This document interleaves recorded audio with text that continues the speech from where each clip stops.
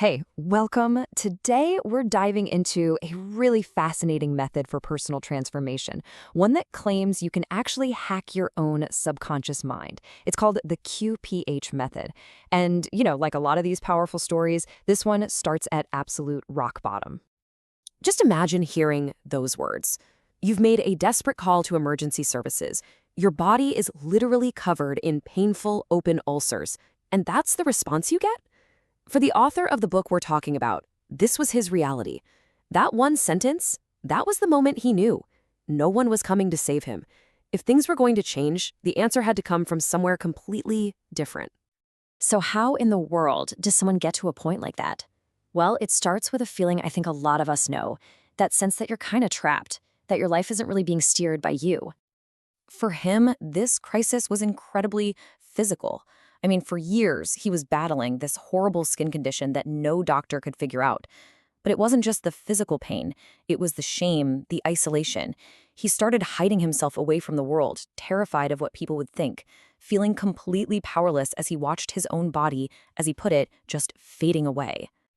And look, even without a crisis that dramatic, so many of us can relate to that feeling of not being in control, right? The author uses this perfect analogy. It's like we're on an airplane. We think we're the pilot up in the cockpit making all the decisions, but the truth is, most of the time, the plane is being flown by the autopilot, by this deep, hidden programming we don't even know is there.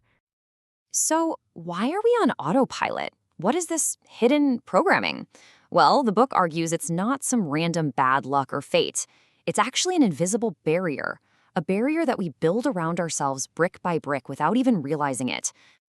And this, right here, is the key to the whole thing. The book calls these invisible forces our core beliefs. Honestly, the best way to think about them is like the operating system on your computer. They're built from every single thing you've ever experienced, and they just run quietly in the background, automatically guiding pretty much everything you think, feel, and do. Okay, now check out this incredible mismatch happening inside our own heads. The conscious part of you, that's the pilot, the part that says, I want to be more confident or I want to start a business, that part is only in charge maybe 4% of the time.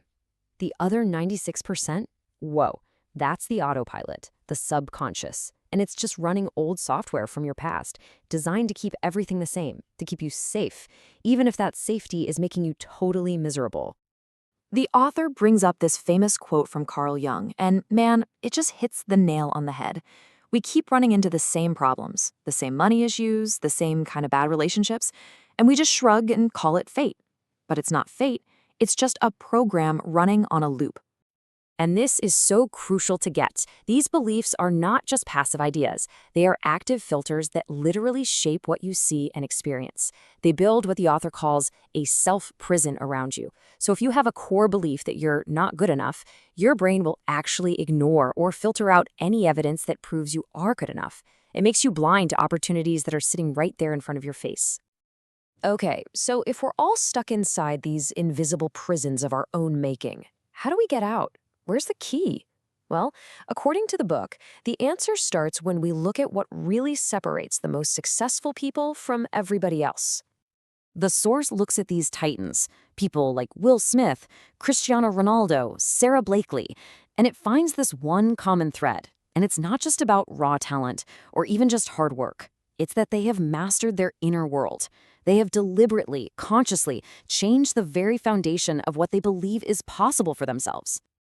This Oprah quote, which is in the book, just gets right to it. It's not about just thinking positive thoughts or saying, I believe I can do it. It's about those deep, hidden shadow beliefs that are actually running the whole show from behind the scenes. And then Jim Carrey adds the next critical piece of the puzzle. It's about feeling the success before it even shows up. You have to believe you already have it. You generate that feeling from the inside out. According to them, that's what shifts your entire energy and what you start attracting into your life. So, how do we actually do that? How do you start believing you have something you don't? Well, the tool is surprisingly simple. You have to ask a better question. See, your brain is basically a search engine. Whatever you ask it, it's going to go find an answer. So by consciously choosing your questions, you can hijack its focus. You can pull it away from everything you lack and point it directly toward what you want to create. And that, finally, brings us to the actual how-to, the practical solution from the book. It's a simple 3-step process to grab the controls from the autopilot and start steering toward a completely new destination. It's called the QPH Method, and it stands for question, polarity, and habit. Each one of these steps is absolutely essential, so let's break them down. All right, first up is Q for question. You take a negative belief you have, like, I am not confident. That's just a statement of lack, right? And you flip it. You reframe it into a question that assumes the positive is already true. How confident am I? It's a subtle shift, but it's huge. It forces your brain to stop digging for proof of your insecurity and to start searching for moments, however small, of your confidence. You're basically giving your subconscious a new job description. Go find evidence of my strengths.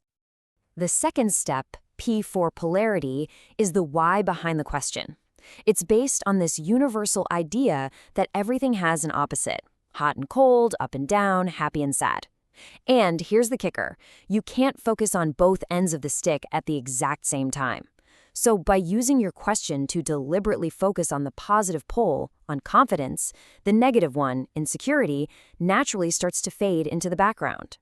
And finally, we have H for habit. This is the step that makes it all stick.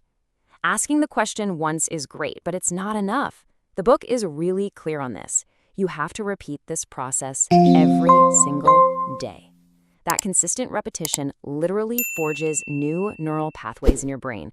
Think about it like walking through a forest. The more you walk down a new path, the clearer and easier it gets to follow. Eventually, that new path, your new empowering belief, becomes the default. It becomes the new autopilot program.